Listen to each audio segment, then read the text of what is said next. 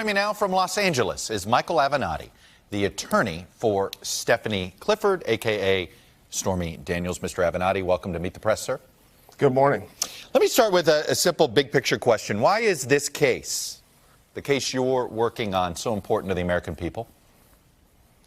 I think it's important to the American people because it centers on a cover-up by the president, Michael Cohen, and others relating to the $130,000 payment, what the president knew, when he knew it, what he did about it, and now a series of lies that the American people have been told relating to that payment and the other facts surrounding it. What are you trying to get out of this case? Why should voters still care about this non-disclosure case? I only ask that. Ms. Clifford has already told her story.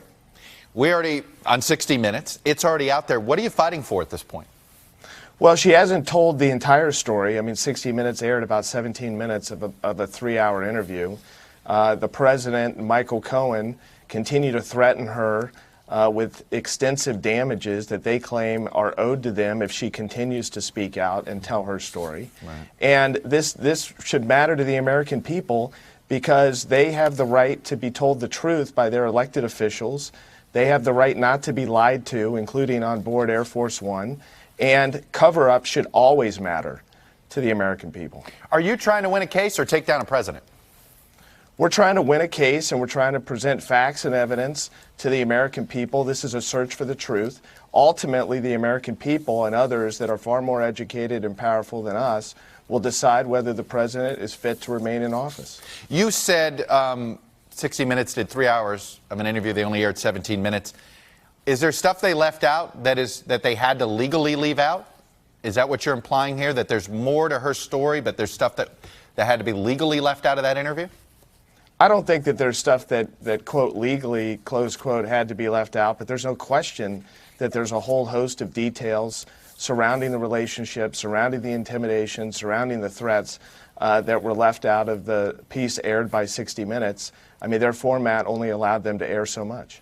I want you to respond to something Rudy Giuliani, among the many things he has said about this case. But this one in particular was in an interview with the Washington Post on Thursday. He said, if somebody made an allegation against one of my clients that wasn't true and accepted $135,000 to settle it, I know the public may think the settlement may mean an admission of guilt, but it's not. If you're talking $5 to $6 million, now you'd have something different. He's implying here that in accepting the $130,000 that she was a nuisance, it was a nuisance lawsuit, and that what she was claiming may not have been true. If it was true, she would have gotten more money. What do you say to that? I think it's ridiculous. I mean, I think it's just another absurdity that's being trotted out for the American people to deflect away from the facts. The American people are smarter than this. Look, the president and Michael Cohen have prided themselves for years on claiming that they're tough guys, that they're great negotiators. I mean, how many times have we heard that? Now they expect the American people to believe that a woman came out of the woodwork, was lying, was not being honest. They had absolutely no reason to believe that this had happened, and they just took $130,000 out of their pocket and paid her. I mean, it's absurd. Why did she accept that figure? I know you weren't her lawyer then. It was this lawyer that apparently Michael Cohen works with frequently by the name of Keith Davidson. Why this amount, and why did your client accept it? Well, I think she accepted the payment because she understood that there was going to be an agreement whereby she was going to accept the money and this was going to go away, and there were releases on both sides. There was an agreement not to speak on both sides, not just on her side. There was an agreement there was supposed to be an agreement by Mr. Trump to give her a full release, to leave her alone, to not discuss this. And of course, that agreement never came to fruition because he didn't sign the agreement. There are a number of other reasons why the agreement didn't come to fruition. And then we fast forward to March of this year when Michael Cohen decides to speak in response to the Wall Street Journal article, and they begin spreading lies about my client. No, but I understand that, but why did she accept the money at the time? For the reason I just answered the question, for the reason I just stated, because she understood that there was an agreement, she wanted to get on with her life, and she was prepared to operate under that agement as long as the other side operated under the agreement. Well, what's preventing her from, I guess what I don't understand is, for a year, but for a year, she did they talk about this? That's what I'm trying to understand. All right, I'd like to be able to finish my answer if I could. So she understood that the agreement was going to be honored by both sides and everybody was going to move on, and that's not what happened. She also understood that Mr. Trump had signed the agreement. She only found out in early this year that in fact he had not signed the agreement. The agreement had never come to fruition, and in fact Michael Cohen then went and violated the confidentiality and began spreading lies about her and what happened. What have you learned about Keith Davidson? How did he end up becoming Ms. Clifford's lawyer? Well, I mean, we've learned a lot about Keith Davidson, and we continue to learn a lot about Keith Davidson. I don't think there's any question that the relationship between Keith Davidson and Michael Cohen was not arm's length.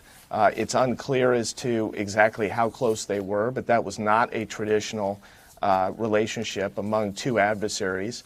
It appears that they've had a long history together. They have a history that postdates and predates the involvement of my client, and we're still trying to get to the bottom of exactly what happened there. Do you believe that Ms. Clifford was pitched his services under false pretenses? I don't want to offer an opinion on that right now. I'll say this. I think there's no question that I would have handled it quite a bit differently. How did you come to be representing Ms. Clifford? It's my understanding you said it was a referral. Who referred you? Yeah, I'm not going to get into the details of that. I will say this. No political party or anybody that's politically active referred me, if that's what people are suggesting, which that appears to be one of the most recent conspiracy theories in an effort to debunk our effort or undercut our effort, because people don't seem willing to accept the truth. And the truth is that we are pursuing this for all the right reasons. This is a search for the truth. We're going to lay out the facts and the evidence for the American people. Do you believe your case is somehow connected to Robert Mueller? Has Robert Mueller's folks reached out to you, or only the folks at the Southern District of New York? I'm not at liberty to discuss who in law enforcement that we have communicated with, but suffice it to say that we are cooperating. Have you been asked to speak to Robert Mueller? Have you or your client been asked to speak to Robert Mueller's prosecutors? That's not something that others have felt that they couldn't disclose. Well, others may not have felt that they could or could not disclose it, but that's not my position. My position is that we're going to respect the process, and we're not going to be providing details on who in law enforcement we speak to and when. All right, Michael Avenatti, the attorney for Stephanie Clifford, a.k.a. Stormy Daniels. Mr. Avenatti, thanks for coming on Meet the Press. Thank you.